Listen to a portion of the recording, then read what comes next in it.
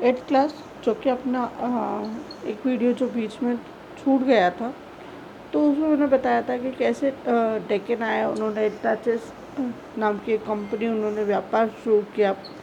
और इसके अंतर्गत जो 17वीं शताब्दी में ये स्थापित हो गया था, और उनमें सही समय पर यह पुर्तगालियों ने जो उनके साथ भयानक युद्ध हुआ था, उसमें जो अंग्रेज लोग जीत गए थे।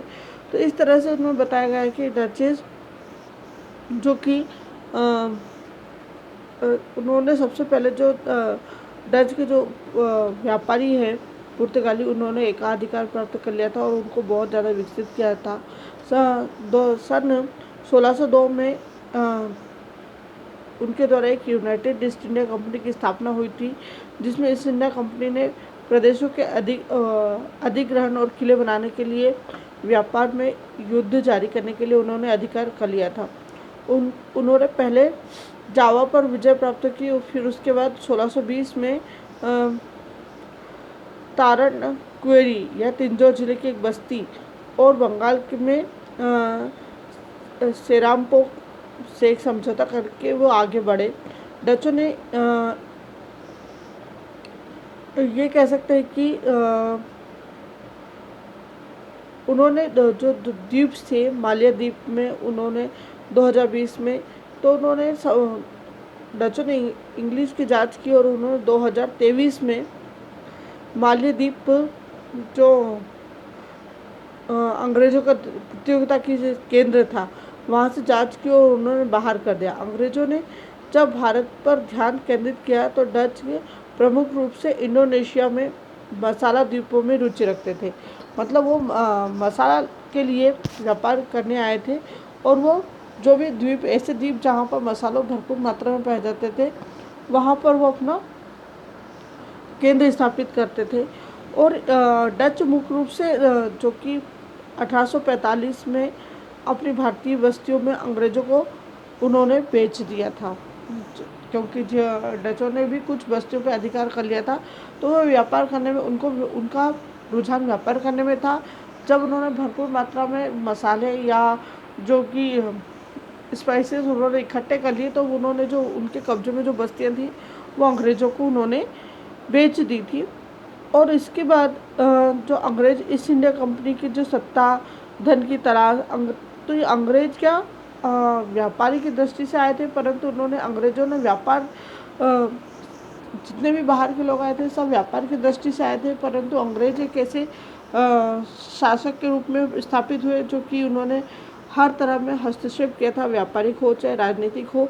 तो इस तरह से वो बहुत ज़्यादा हमारे जो 15 साल की अवधि में, तो उनका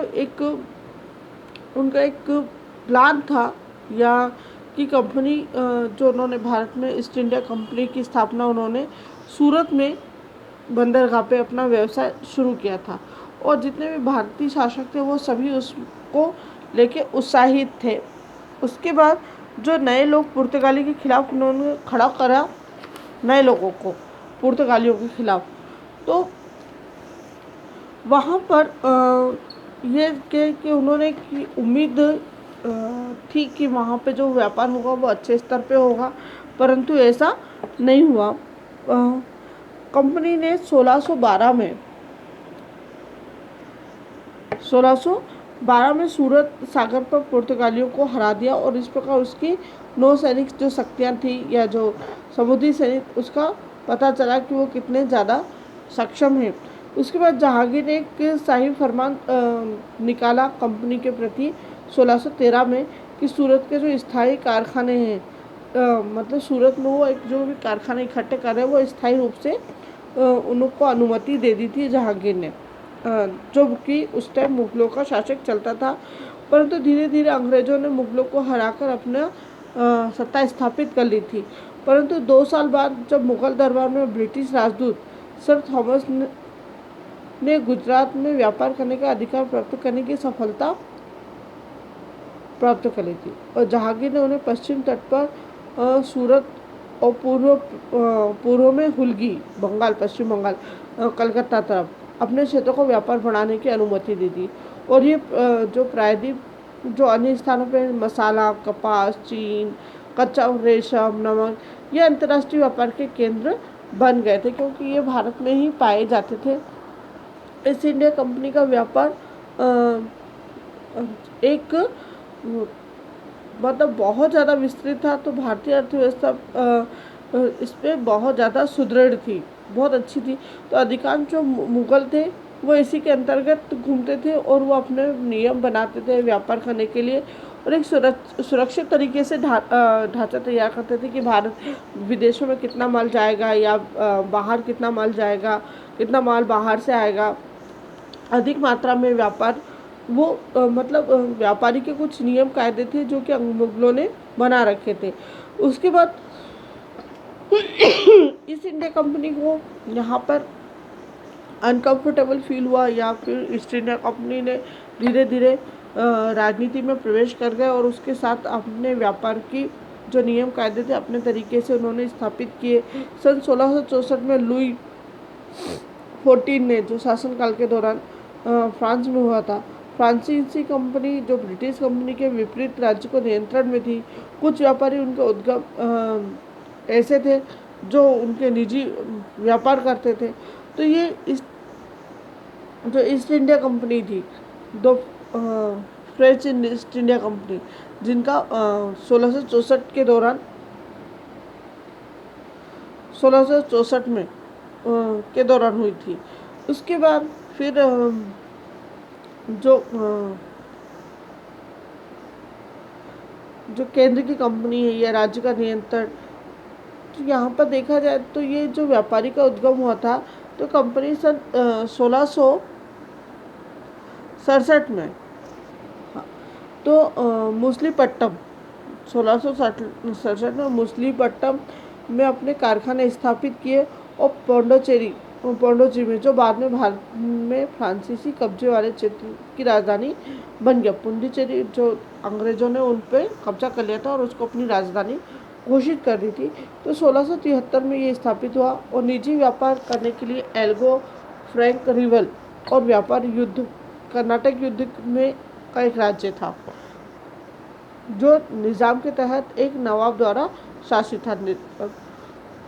मतलब वहाँ का जो शासन था वो एक नवाब था। आरकोट में और वो जो राज्य था उसकी आरकोट उसकी राजधानी थी और जिसको हम कर्नाटक के रूप में आज वर्तमान में जानते हैं। नवाब अब स्वतंत्र रूप से काम कर रहा था। मदुरई या तिरुचिरापल्ली, ये दोनों कर्नाटक के जो नवाब थे उसके अधीन थे। और जब ये तंजौर का जो एक मराठा तंजौर जिला में देखा जाए तो यहाँ पर एक मराठा मुगल था, मराठा जागीर था। और मराठों के अधीन ये जबकि तंजौर जो एक मराठा जागीर था, तो मराठों के अधीन होना था। और वो मैसूर का एक हिंदू साम्राज्य था। अपने क्षेत्र का विस्तार करने के लिए मराठों ने कर्नाटक पर हमला किया और अपने नवाब दोस्त अली को मार डाला।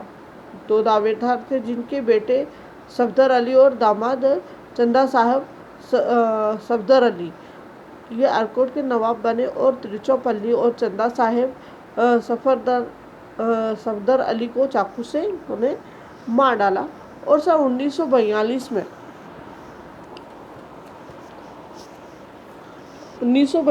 में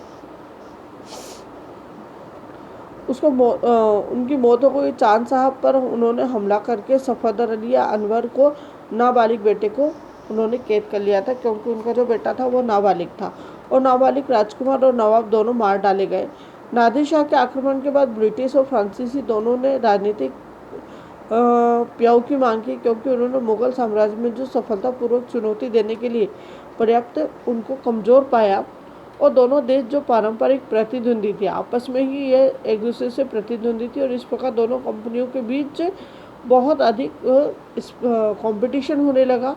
और जिसका परिणाम ये हुआ कि उन दोनों के बीच जो बहुत 20 साल तक युद्ध चला। और क्योंकि और इन दोनों ज़मीनों पर वो एक दूसरे की ज़मीनों पर कब्जा करना चाहते थे। इन युद्धों में वो सामूहिक रूप से कर्नाटक के युद्धों के रूप में जाना जाता है।